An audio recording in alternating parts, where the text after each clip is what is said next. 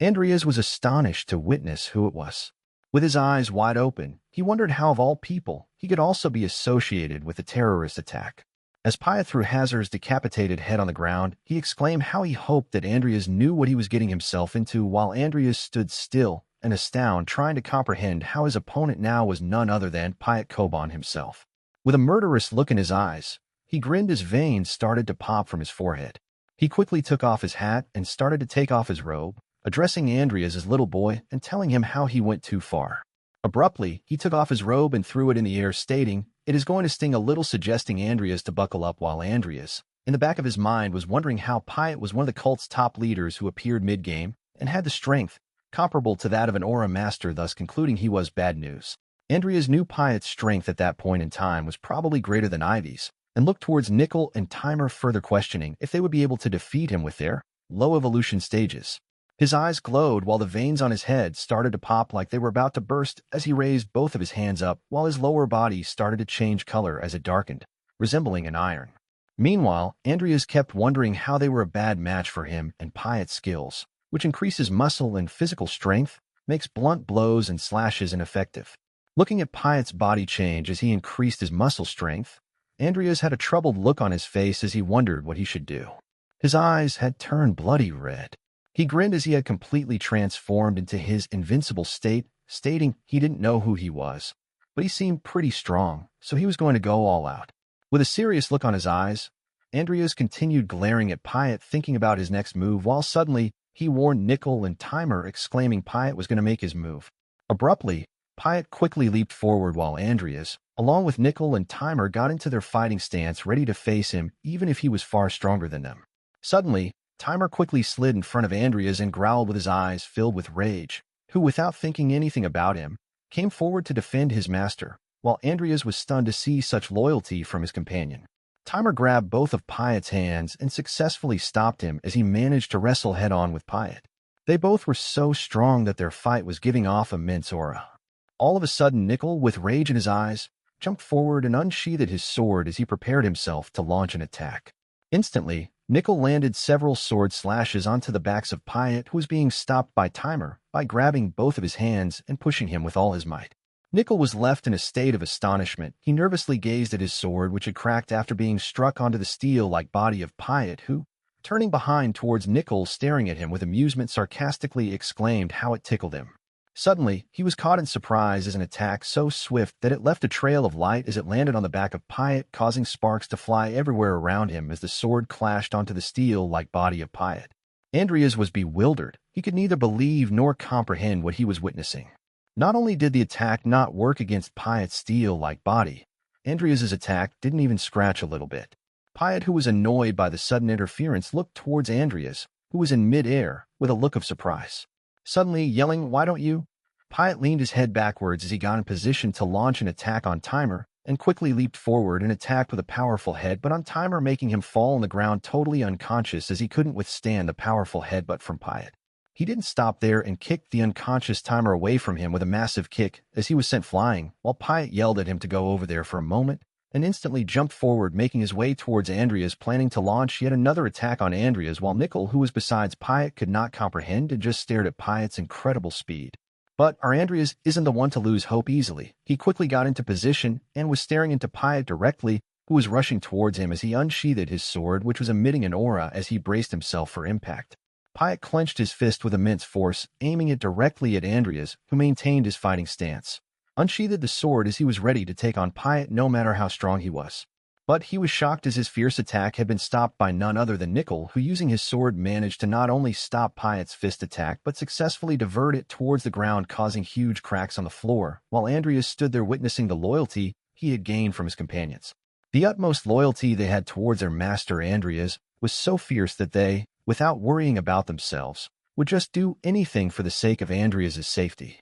Meanwhile, Andreas, who was witnessing everything, suddenly saw a brief opening and commanded, now to his companions telepathically, with his eyes filled with anger and rage. He quickly slipped past Patt, launching yet another fierce attack on the back of his neck, which had created a trail of light and somehow seemed to have affected him a little bit more than the previous one. Andreas ran so fast that trails of cloud and dust were left as he leaped forward at an astonishing speed.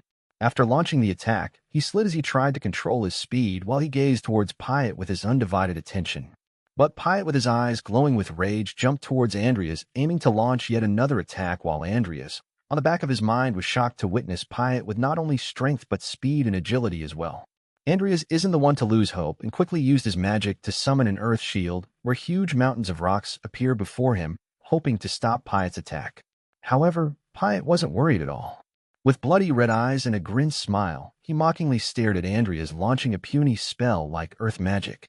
Patt, with a swift and enormous kick, broke the earth magic shield, easily managing to kick even Andreas as well after breaking the earth magic shield. The kick was so powerful that Andreas was left flying while chunks of rocks started to rain down on him.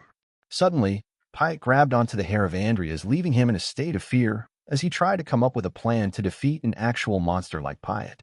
Abruptly, Patt picked up Andreas with one of his hands while holding onto his hair while he clenched his fist and launched several punches on Andreas while all he could do was take the punches.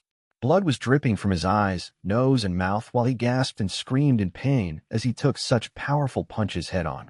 Looking at Andreas in pain, he rejoiced as his face started to lighten up as he blushed and started to grin. Still holding onto Andreas's hair with one hand, he blushed and covered his mouth, exclaiming how Andreas was just his type. While he kept on glaring at Andreas, Timer and Nickel managed to sneak onto the back of Patt, hoping to take him down with a surprise sneak attack. But Patt wasn't the one to mess with, as he easily managed to dodge Nickel's sword attack and dash Timer at the same time. With a displeased look on his eyes, he clenched his fist, aiming towards Nickel, whose sneak surprise attack had completely failed, and Patt punched Nickel so fiercely that it took a toll on him as he fell down on his knees instantly. Abruptly, he pulled Andreas with a hand he was holding him his hair and got in between his hands while he grinned and tightened his whole muscle with the intent of squeezing him until he broke all of his bones. He took out his tongue and looked upwards, tightening his grip even more by increasing the muscle pressure and enjoying what he was doing to Andreas while he screamed in pain as the bones of his body started to creak and break. Hearing it, he further exclaimed how lovely sound he made. Andreas, who was having a hard time coping up with the immense pain he was feeling, was starting to wonder if he was really going to die there and that there had to be another way. Suddenly, a system notification popped up stating the purest original sin has responded to the host's call. Another system notification popped asking if he wanted to use the special skill Sloth. He was in immense pain as he couldn't even open his eyes wide as he wondered about Sloth and how he didn't know what the risks were yet, but he had no other choice. So he closed his eyes and concluded on what he had to do. He was willing to take the risk because if he couldn't kill Patt, then he'd definitely kill her, so concluded that he will be using the Sloth. Suddenly, a huge rumbling sound startled Patt, who wondered what the rumbling sound was as he looked up with confusion in his eyes, thinking what was about to happen. Likewise, Nickel and Timer were also both startled as they heard the rumbling sound and both looked up trying to comprehend what it was. Suddenly, blood started to move on its own from the decapitated body, and blood spilled on the ground.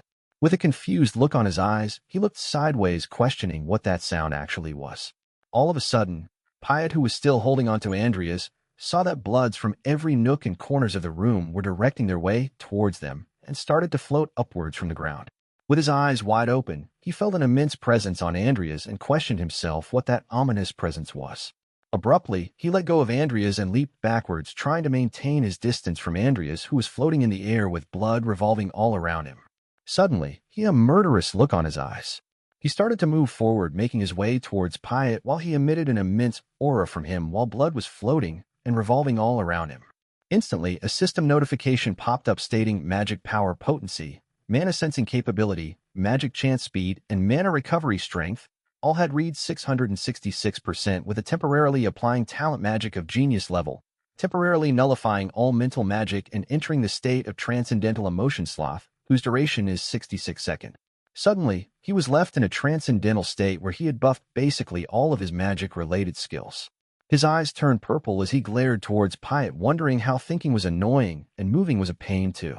Claiming how he was too lazy to open his eyes and how breathing was a drag, flicked his finger and yelled Earth Shield, while Patt stood still with astonishment in his eyes, trying to comprehend how all of a sudden, a weak mage like Andreas was giving off a more powerful, thirsty for blood vibe.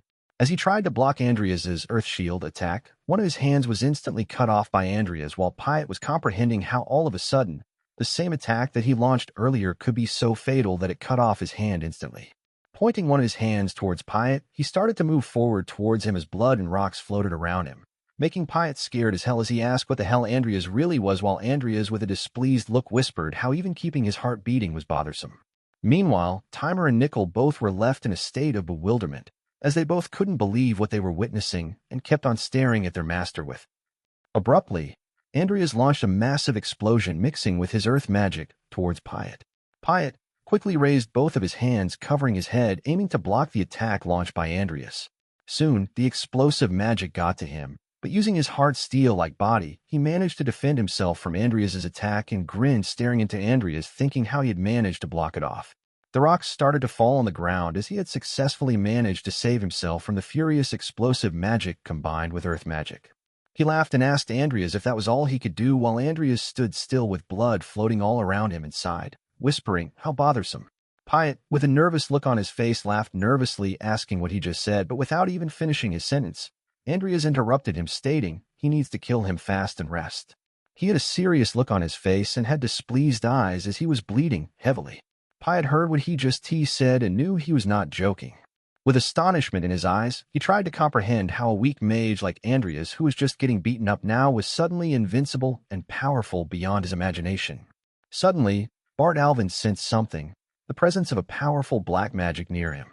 He was bewildered as to how a black magic could be sensed, and that too at a place like that. With doubts in his mind, he glanced back trying to comprehend if it was really black magic that he just sensed, and that too an incredibly powerful one.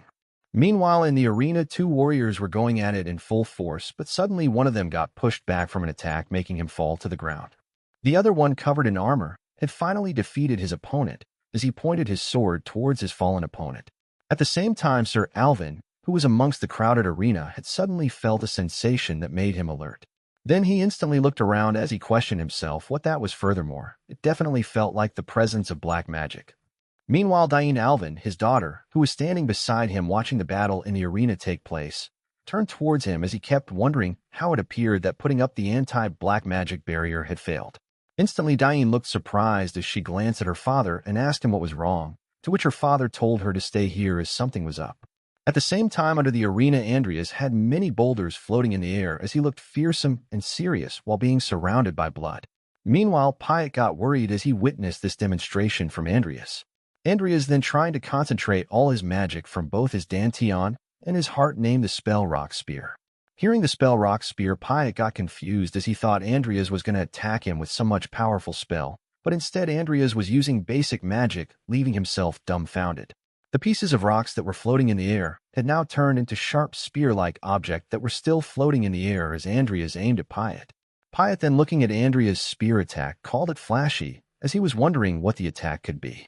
So he questioned if that was it, further claiming that those pebbles won't even scratch his body. Abruptly, Patt was pushed slightly back by the sudden slash that Nickel had launched.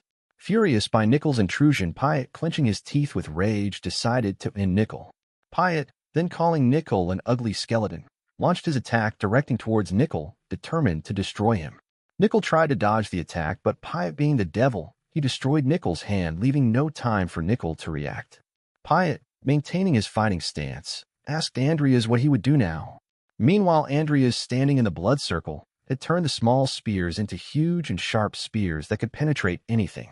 Patt then turned towards Andreas in surprise, as he could not believe that Andreas was still going to use an attack like that.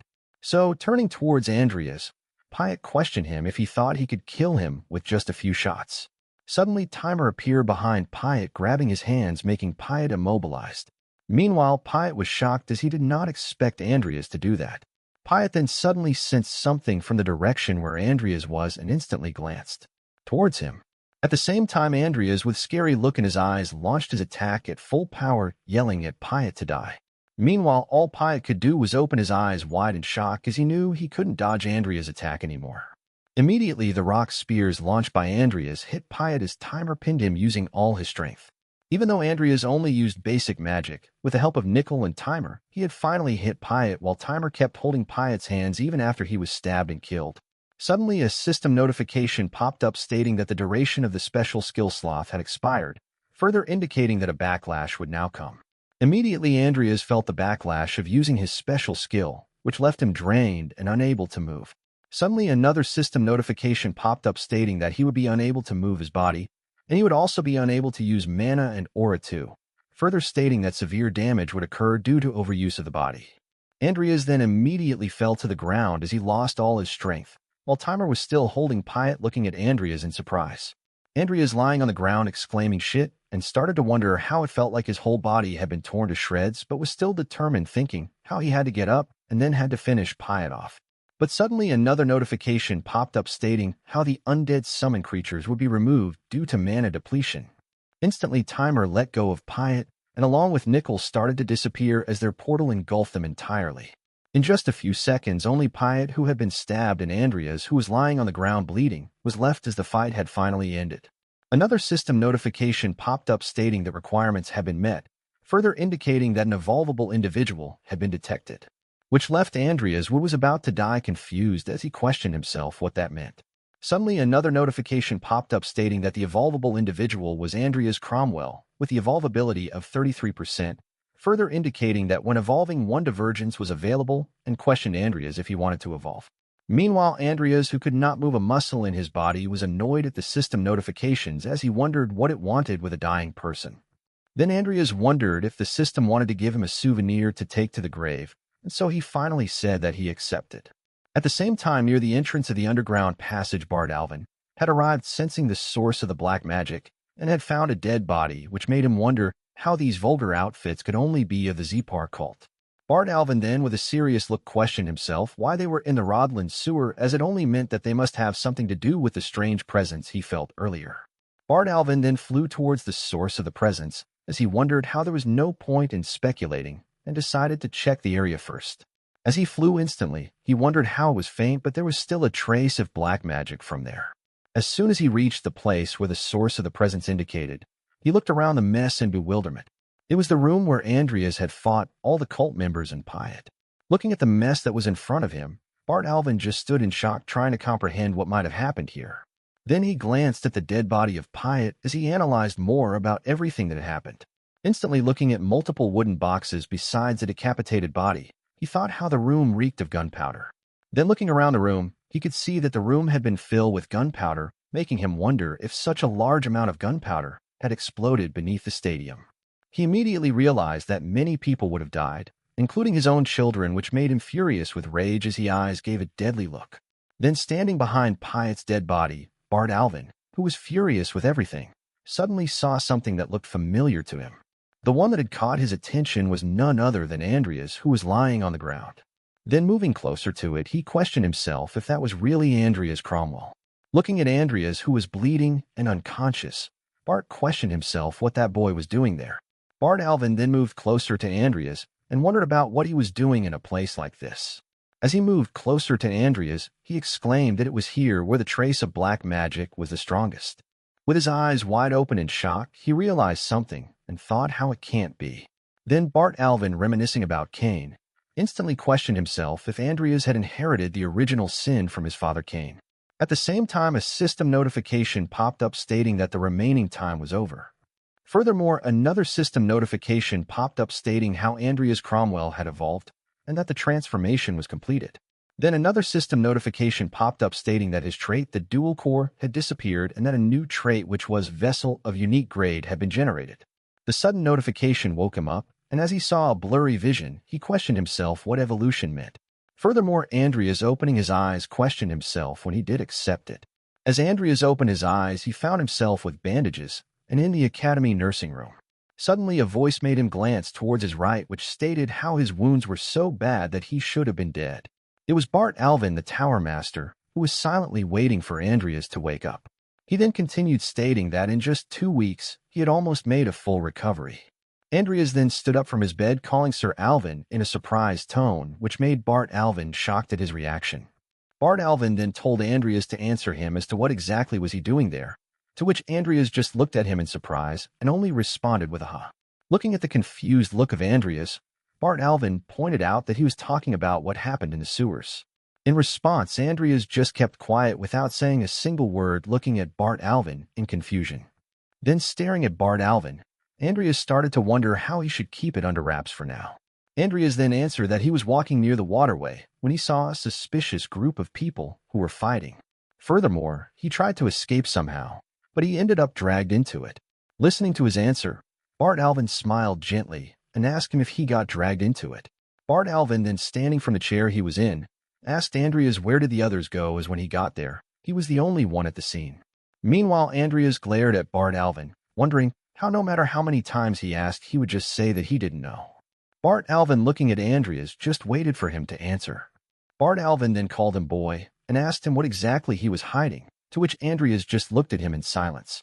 Andreas then closed his eyes and in a calm manner said that as he told him earlier, he was not hiding anything. Then suddenly Bart Alvin, reminiscing about Andreas's father and the time when he told him to please take care of his children, looked at Andreas in complete silence. So Bart Alvin exclaimed fine and told him that rather than questioning someone who doesn't know anything, it would be faster to catch a Zepar lackey lurking around town. Furthermore, Bart Alvin told Andreas that besides he doubts that someone who barely made it out alive has any useful information.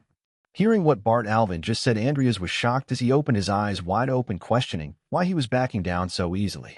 Instantly turning around, Bart Alvin told him that it was enough interrogation and said if he would excuse him as he began to leave, leaving Andreas confused with all that just happened. Then Bart Alvin glanced back at Andreas and told him about their bet on his potion development and asked him if hadn't forgotten it, right? Then he reminded Andreas that he had 1 week left and that he was looking forward to it. Instantly using his magic, Bart Alvin vanished, leaving Andreas alone in the room. As Andreas was alone, he started to wonder how, for some reason, despite knowing who he was, Bart Alvin let him off the hook, questioning himself why. So Andreas reminiscing about his time with Salem, though how Salem also sounded like he didn't care if Bach found out he was a black mage. Furthermore, Andreas had also seen Bach in the vision he had at the Cromwell's mansion. So Andreas kept wondering how it was obvious to Andreas that Bart knew exactly who he and his father are, but suddenly the door to his room opened, to which Andreas glanced at the door wondering who it could be. To his surprise, it was Diane Alvin, who instantly asked Andreas how he was doing as she heard that he got hurt pretty bad, while her brother called for Andreas and waved at him, telling him how it had been a long time. Andreas, shocked at their sudden appearance, called out their names, Diane and Carlos, and asked them why they were here. In response, Diane, and who was blushing, glanced towards the other direction and told him that her father told her about it. That was why she was here to visit him. At the same time, Carlos, her brother, pointed out that he was in a better condition than he thought, to which Andreas replied, I see, and thanked them for visiting him. Immediately, Carlos commented how it was nice to see all there of them together here and how it reminded them of the old days, to which Diane, in blushing manner, told him to stop as it was embarrassing. Carlos then instantly asked Andreas what he thought, to which Andreas just for a few seconds looked at them in amazement. They wondered how in his past life he always tried to save someone only to fail, but giving a slight smile, he thought how it was not in this life. Andreas then, reminiscing about their past together, told them yes and said how glad he was to see the three of them together again, while he thought, because now he could protect what was important to him with his own power. After recovering from his injuries, Andreas was walking down the street, looking carefully at his device. As Andreas was watching the news about Carmen Rejaff winning the Academy's year-end celebration, he wondered how Bach had done a thorough news control, as there was not a single news report about the Zepar cult's terrorist attacks. He thought that it was not surprising, given that an external threat had infiltrated the heart of the Academy, further wondering about the original sin in the basement and how he shouldn't be worried about this issue anymore. As Andreas reached his destination, he was welcomed by a guy who was the assistant of Bart Alvin. With an excited look, he told Andreas that Sir Bart was waiting for his arrival, asking Andreas to follow him. The assistant and Andreas slowly made their way up the stairs to the Tower Master's office. When they reached outside the door of Sir Bart, his assistant loudly exclaimed that Andreas Cromwell was here, to which Bart Alvin gave them permission to come inside the room. As they made their way inside the room, the Tower Master, Bart Alvin, who was seated in a luxurious-looking chair, said that Andreas was right on time. Without wasting any time, the Tower Master sternly told Andreas to show him the potion. With a serious look on his face, Andreas wondered how the Tower Master was acting, as if the sewer incident had never happened, and if Bart Alvin was on his father's side or on the Emperor's side. After the Tower Master received the red potion from Andreas, he immediately opened the bottle and started drinking the potion in front of Andreas. After taking a few sips, he felt like he knew the taste of the potion. He asked Andreas if it was the emit potion, further stating how he had removed the side effects, just like the last one. Bowing his head in gratitude, Andreas agreed and told the Tower Master how he expected he would figure it out easily, to which the Tower Master called Andreas cheeky for trying to test him. Suddenly, Andreas took out a blue-colored potion, offering this to the Tower Master, stating that he had also removed the side effects of this dire potion. Both of them had a look of surprise on their face, as they were not expecting another potion from Andreas. Carefully analyzing the blue potion, the Tower Master asked Andreas how he was able to make 2 potions in such a short amount of time, to which Andreas, showing his gratitude, replied that it was thanks to the materials and moral support provided by him. With a smile on his face, he told Andreas how it was bold of him that he made him wait for so long, even though he was able to finish one of the potions quickly. The Tower Master further stated that Andreas won the bet, and as a reward, he will take Andreas to the warehouse as promised. As Andreas was attentive about the whole situation, the Tower Master clicked his finger to perform a spell. With a surprised look, Andreas wondered that the spell the Tower Master performed was visible to him as a bright mana started emitting around him. As the bright mana fully covered them, they slowly started to disappear from the office of the Tower Master. Soon they teleported to the warehouse that Andreas wanted to visit. The warehouse was filled with ancient items, valuable crystals, and magical objects. With his eyes closed, the Tower Master told Andreas to go and pick anything he liked, to which Andreas thanked the Tower Master. Andreas was in a state of awe, as he was witnessing a warehouse full of items that would be perfect for him. He further told the Tower Master that there were so many more items in the warehouse than he had expected. Soon, Andreas started analyzing the items. The first items that caught his attention were the Nax's cursed orbital and Mitra's pocket watch. While he was carefully analyzing the items, he was also getting system notifications which gave him the necessary information about the items. Suddenly, a big fancy-looking sword caught his attention, which brought a spark of excitement in his eyes, as he already knew the name of the sword. A system notification popped up in front of him stating that it was a sealed sword named Galaxer, and its mana conductivity was 73%. Andreas further wondered that it was a named item that he only knew by name back in the game. He never imagined it would be stored in Bart's warehouse. He instantly grabbed the sword from the cabinet and told the Tower Master that this was the sword he wanted. The Tower Master was left in confusion, witnessing Andreas choose the sword. Folding his hands, he called Andreas a strange one for being interested in such a thing instead of the other items available there. He told Andreas how he found the sword in the Shire dungeon and had examined it several times, further questioning Andreas if he really wanted it, as it did not seem to be of any particular value. Andreas, with a determined look, answered the Tower Master that he was fine with the sword and would take it as his reward. Listening to Andreas, he called him stubborn, just like his father further stated how there were plenty of better items he could have chosen from. To which Andreas, in a calm way, said that he was fine with the sword. Meanwhile, moving his hand inside his robe, the Tower Master warned Andreas that he wouldn't care if he came crying later, begging to change it. Suddenly, the Tower Master took out 2 envelopes from inside his robe, telling Andreas to take them, which left Andreas confused as he didn't know what it was about. Taking the envelopes from the Tower Master, Andreas politely asked what are the contents inside the envelopes. The Tower Master, with a serious look, told him that it was a letter from His Imperial Majesty concerning the Cromwell family's merits, which he kept for Andreas while he was in coma. He further stated that the other was the letter of recommendation, knowing how Andreas was interested in swords and a visit there would be useful for him. Listening to what the Tower Master just said left Andreas in a state of shock, as he did not expect these favors from the Tower Master. After some time in his dormitory, Nickel was out in the room viciously swinging his wooden sword, while Andreas was reading through one of the letters which was given to him. The letter stated that Andreas Cromwell, heir apparent to the Cromwell family, was due to have his title reduced by a rank by this year due to poor behavior. However, following recommendations from Alvin, Duke of Mauziels, and others, there is room for improvement based on his recent reputation at the Academy. As such, the title change will be withheld until next year. Reading the letter, Andreas wondered how a merit rank was nothing more than an empty title, and what was in it was nothing but a threat from the Emperor, further thinking that he must tell Amy to contact him immediately if she saw any suspicious activity. Andreas, being annoyed by what was written in the letter, tore it apart, calling them an annoying bunch. Then, he took out the second letter and thought that the Tower Master seemed friendly, since he even gave him this letter, which was the letter of recommendation. The letter had a map of a certain place and a note personally written by the Tower Master. The note stated that he should give this letter to the old man living in the place on the map, and if he knew it was from the Tower Master, then we would at least teach Andreas a thing or two about swordsmanship.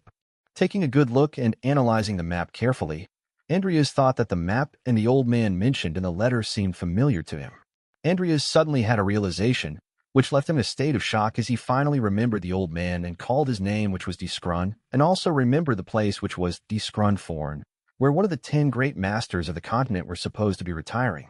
He further wondered how without the letter of recommendation he would have been turned away, but thanks to the Tower Master, he might be able to study with a Sword Master himself. As Andreas was trying to learn more about the map, he soon remembered that there was a hidden spot nearby the place of the old man. With a determined look on his face, Andreas decided that he would first have to check the hidden spot on his way to Discrun's, and that he should leave as soon as he got holiday. After he got the holiday he was waiting for, soon he reached a place which was on top of a mountain cliff. There he saw a monster-like beetle who was eating a skeleton which was lying on the floor. Andreas quickly took out a small piece of rock from the ground which looked like a sharp dagger. While the huge beetle's attention was on the skeleton, Andreas was aiming the rock from the beetle's blind spot. He instantly threw the rock in the direction of the beetle with tremendous force, which hit the target as it viciously blew away the right side of the beetle. After he had hit the beetle, he slowly moved his hand in front of the mask he was wearing, thinking that the reward he got for his fight with Patt was huge. As he removed the mask, he had a smirk on his face, further wondering that combining mana and aura, even his basic skills had become many times more powerful. A system notification stated that the trait vessel, which was of unique tier, had removed the boundary between the Danton and the heart, and on top of that, the aura now can be converted into mana and mana into aura. Wondering about the vessel, he thought that it was the perfect version of transference, which was the skill used by Salem. With the help of the vessel trait, the combined amount of aura and mana had increased to the point where it was no longer necessary to switch between the two. As he used his own dagger on the beetle, he concluded that he was unlikely to ever run out of power again. While Andreas carefully cut down the beetle with his dagger, he decided to take every bit of the monster byproduct just in case he needed it. Wiping the sweat off his forehead, he thought about the old man's place. He looked at the mountain on his left, which was Mount Clatton, the highest peak of the monster-infested mountain range where he could finally meet old man Discrun. Suddenly, he glanced at the opposite direction of Mount Clatton, as he wondered about the mountain's hidden spot, which was the giant's lair, which was the place where he could finally get his hands on the corpse of the giant warrior. Then Andreas closed the lid of the container in which he had stored all the materials that he just got from the monster. Andreas opened his bag and placed the container inside the bag safely. Then instantly turning back, Andreas gave his bag to Nickel and told Nickel that he had collected all the materials that he could use and suggested to him that they should leave now. Suddenly Andreas heard something over the rocks which made him glance back towards the direction of the sound as he wondered what that sound was. Andreas then took out the mask artifact, and using it he climbed onto the rocks to see what that sound was.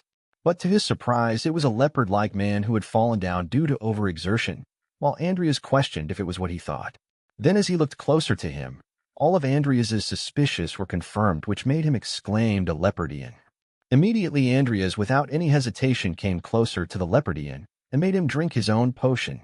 Andreas then called him, saying hey, and asked him if he could talk, further questioning him about what had happened to him. Meanwhile, the leopardian clenched his teeth in pain as he tried to gather all his strength and tell Andreas something.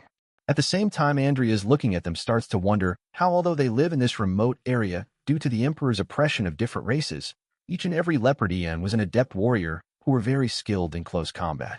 Furthermore, Andreas questioned himself, wondering who in the world could have done that. But to his surprise, he suddenly sensed something approaching him. It was a huge bug monster that was approaching Andreas at a rapid pace, while Andreas just stared at the bug monster in shock. Andreas then instantly knew what he had to do, so he immediately grabbed his sword from its shed. Andreas then jumped and sent a huge slash towards the bug monster, cutting it in 2 halves. The bug monster was no match for Andreas, as it took him only 1 strike to slash it into 2 halves. Meanwhile, Andreas, drawing his sword back, started to wonder how that bug monster was capable of high-speed flight. And then he instantly remembered that the only one who could do that was Ranx, the bug manipulator. He was able to control it. Andreas knew that Ranx's bug army was strong enough to wipe out a whole village in half a day. Andreas then wondered how he was on a treasure hunt on Jester's orders, and the fact that he was here meant only one thing. Abruptly, his attention was disrupted by the leopardian behind him, who held his stomach while leaning on the ground and told him that it was those bugs, to which Andreas just glanced at him. The leopardian then, with a look of rage, told Andreas that those bugs attacked their village. Andreas, listening to the leopardian, started to wonder He was here for the Lunapal crystal, as that was the only treasure that the leopardians carry. So Andreas instantly opened the portals where Timer and Nickel came out from and asked the leopardian if he could take me to the village, further stating that Andreas might be able to help him. The leopardian then, clenching his teeth, started to wonder as even if it was an emergency, and questioned himself, was it worth risking taking a mysterious human into the village? Andreas then, looking at the confused look of the leopardian, asked him if he was doubtful and told him to consider this. If he were an enemy, he wouldn't offer help to him in the first place, to which the leopardian just stared at him and told him, all right, and to please save his village. The leopardian then, leading the way with Timer, started to run into the Rocky Mountains while Andreas along with Nickel followed him. The leopardian was very injured as he needed to be carried by Timer while running. At the same time, while running, Andreas was surprised and questioned himself if this wasn't the same direction as where he was going. But Andreas decided to dismiss the thought, stating, well, he would figure it out soon. In just a few moments, all of them reached the Rocky Mountains surrounding the village, where sparks of flames were flying as a battle for survival was going on. Andreas then, standing on top of one of the Rocky Mountains, looked down on the village where a fierce battle was ongoing between the leopardian and the huge bug monsters. Analyzing the whole battlefield, Andreas along with Timer, Nickel, and the injured leopardian looked at the fights in bewilderment. Andreas then claimed that he knew it as it was the same place. Andreas then saw a cave and instantly recognized the cave at the end. Furthermore, Andreas wondered how that cave was the hidden spot where the giant corpse was. So Andreas, witnessing all the leopardian being slaughtered as they fought for their survival, wondered how the leopardian village that should have been in front of it was gone back in the game due to Ranx's attack. Then the injured leopardian, with a furious look, clenched his teeth while tears started to drip from his eyes. While Andreas just looked at the injured leopardian in silence. Andreas then, gathering mana on the palm of his hand, told the injured leopardian that first, as promised, he would get rid of those bugs, to which the injured leopardian just glanced at him in surprise. Immediately, the whole battlefield where the fight amongst the huge bug monsters and the leopardian was taking place, multiple number of corpses started to be covered in a mysterious green aura. Then a system notification popped up stating that using the ghoul summoning, 63 corpses were detected, but due to insufficient caster level, only 24 corpses had responded. Furthermore, the ghoul summoning was successful, and that 24 bug-type ghoul were being summoned. Instantly, all the dead corpses emitting the green aura started to be resurrected and began to fly up in the sky. Without a moment's rest, those resurrected bug monsters started to rush towards other bug monsters flying in the sky. All of the resurrected bug monsters then launched their fangs towards their former allies and instantly reached near them. At the same time, Andreas watched all this chaos with a cold look and yelled, "Corpse explosion."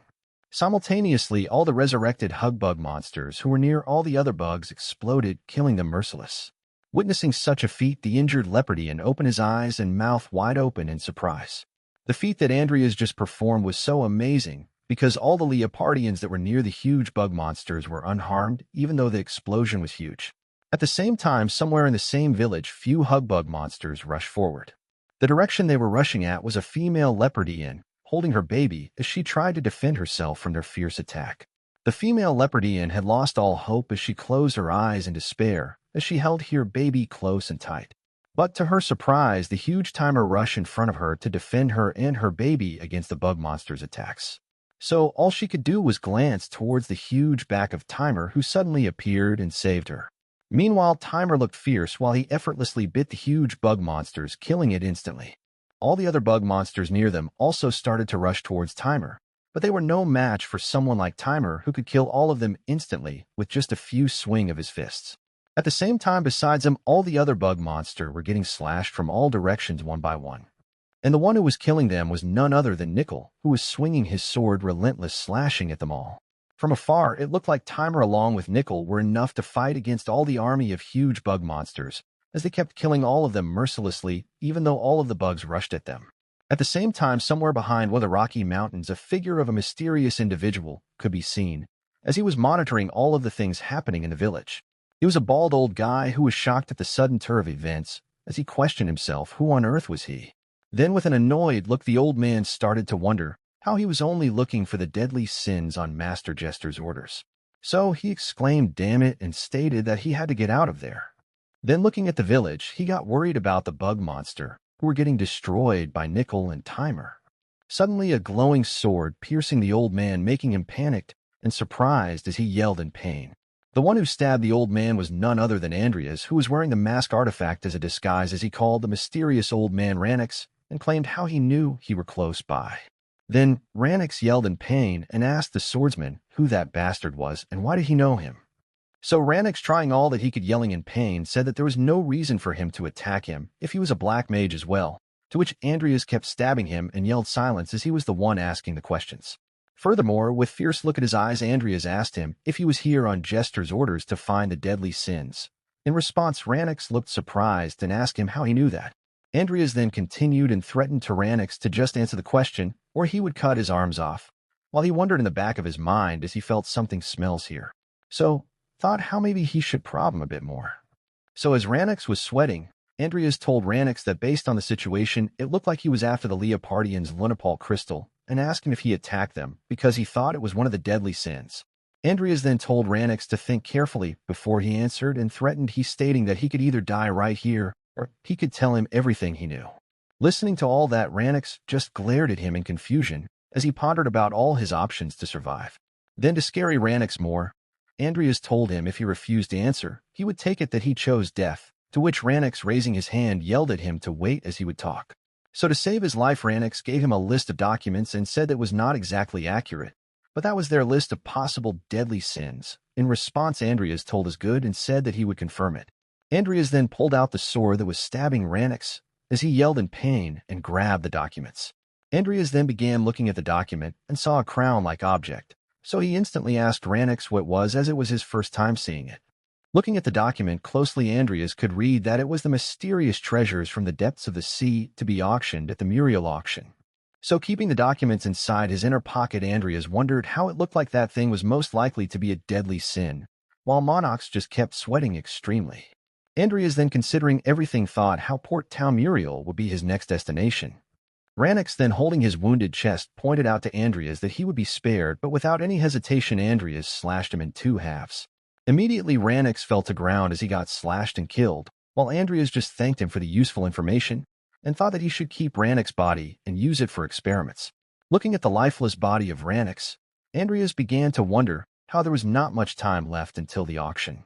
So Andreas decided to head to Muriel as soon as he got back.